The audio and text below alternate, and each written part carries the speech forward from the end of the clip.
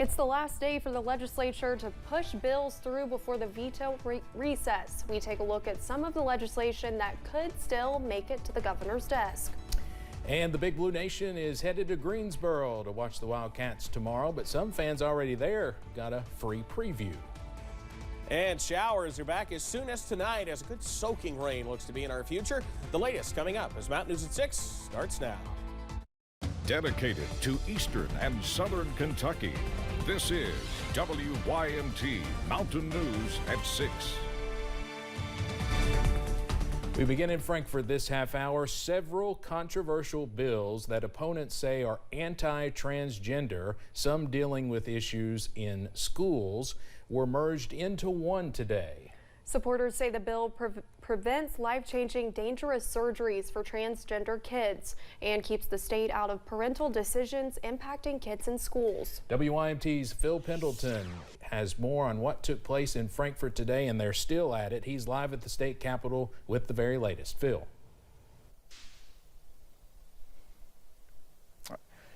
Yes, indeed. Usually these last couple of days are very, very busy. They work right down to the hour, and the bill that we're talking about right now is actually 3 bills into one. This is an issue that has been debated most of this short year session.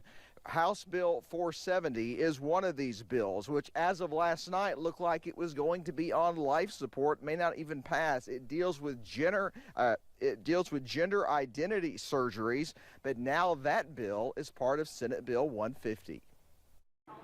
Dirty politics. It was a dirty trick, and we barely had time to sprint to get into the committee room. In just over 20 minutes, Senate Bill 150 was approved in a House committee, and it included language of House Bill 470, which says no healthcare provider shall perform surgery on a minor to change their sex. It also includes language requiring districts to come up with a plan for use of restrooms or shower facilities, commonly known as the bathroom bill. It was then quickly brought before the House. And lastly, it allows a healthcare provider to conduct services at any time to assist a patient in detransition from a drug or hormone. The bill was debated for hours, and nearly everyone who spoke up, at least on the committee sub, and its changes, spoke out against it. I just, for the life of me, cannot understand how we can vote for a bill like this and think that we're living by the golden rule and loving our neighbors as themselves. Tell you what the Bible says. Love your neighbor. Do for others. Follow the golden rules. Thou shalt do this. You don't do it. Yes, some lively and passionate debate in the House chambers this afternoon. That debate again went from about 1 o'clock. It wasn't over till almost 4 o'clock. They finally voted on it. It passed 75 to 22, but it was not along party lines. There were 3 Republicans who voted against it. 1 Democrat voted for it. 1 Republican decided not to vote at all. She passed on the bill. And that is what is taking place here in Frankfort. Phil Pendleton, WYMT Mountain News. All right, Phil, thank you. Tonight's legislative session is expected to continue late into the evening, and we'll continue to follow it. Olivia? Nearly 8 months after flooding rocked much of our region, bridges and roads are still being repaired in some areas.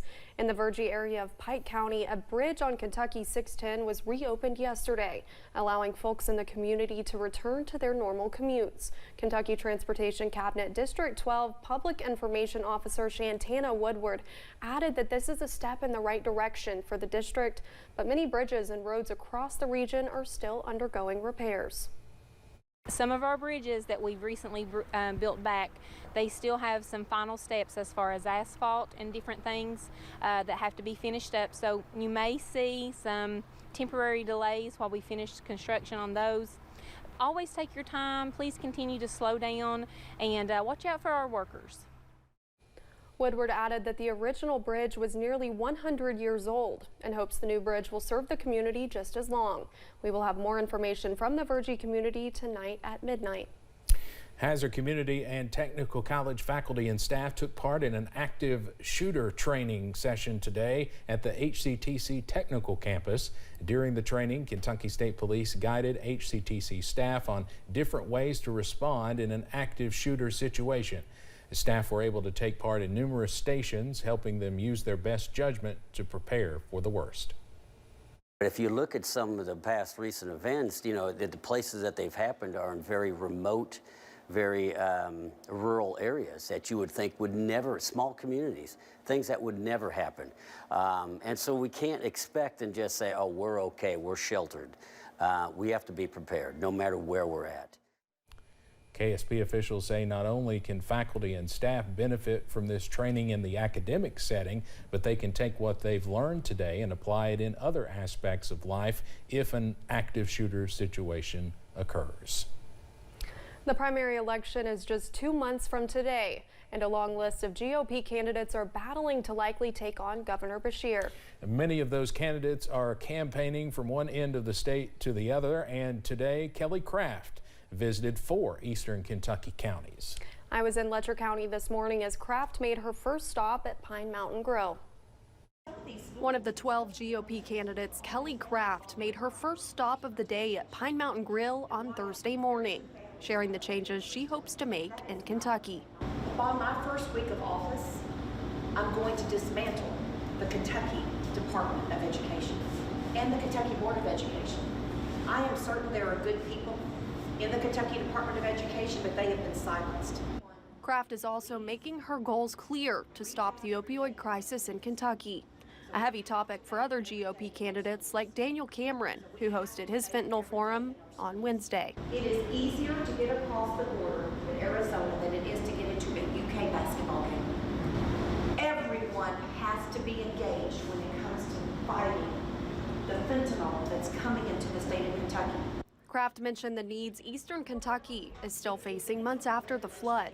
So I asked her what she would do to better help flood survivors. What we need right now is to tackle the problem where FEMA hasn't come in, where our state government has not been there. There's lots of empty promises.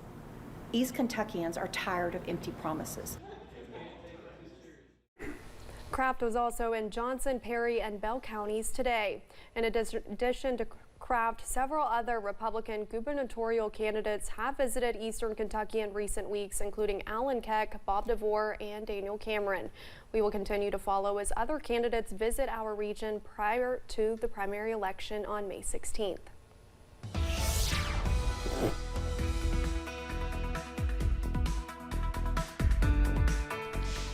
Well, we've seen the filtered sunshine still throughout the region this evening. We've got the clouds still in place, but look down there. We still have some shadows out there, meaning that the sunshine is still getting through. There's the view from Buffalo Mountain, though the clouds are getting thicker as the sun sets. I'm not sure we're in for a nice sunset out there just yet. We'll have to keep an eye on it, though. Mid-60s in many places. Somerset got to 70 earlier today. In fact, Monticello's on the doorstep right now, but many of us stay in the 60s. We'll slowly fall into the 50s through the evening. All dry throughout the mountains now, but watching this next round of showers pushing east down I-64, and they'll be here a little bit later on through the evening. I think we're dry this evening, but that changes into the overnight. We don't fall a whole lot. Mid-50s mid-evening, and then by the time we hit news time by midnight, 54 and down into the 50s as we head through tonight. Guys, I'll have the very latest on when the showers move out and some cooler air works back in a few minutes. All right, Evan, thank you. Well, Kentucky, of course, does not play in the NCAA tournament until tomorrow night, but fans living in and around the Greensboro, North Carolina area that bleed Kentucky blue had a pretty cool opportunity today. Fans had the chance to see the Wildcats for free from Pikeville to Louisville. The Big Blue Nation really is everywhere, including in North Carolina. And Amber Philpott is also there with our Big Blue coverage.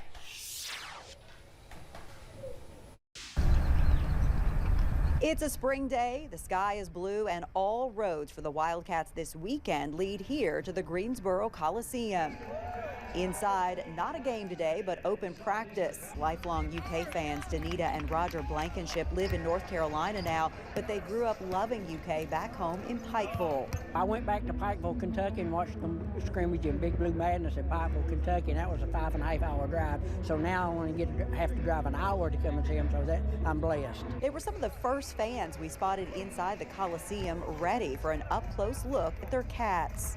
Oh my word. We're just ecstatic, especially my husband. He has been just a diehard fan ever since he's been born. It's just a dream for him to be here and be able to see him up close for free. We found Chris Lewis, originally from Ashland. He also made sure to get front row seats. As soon as I saw it, I called a friend. I knew we were going to come to practice.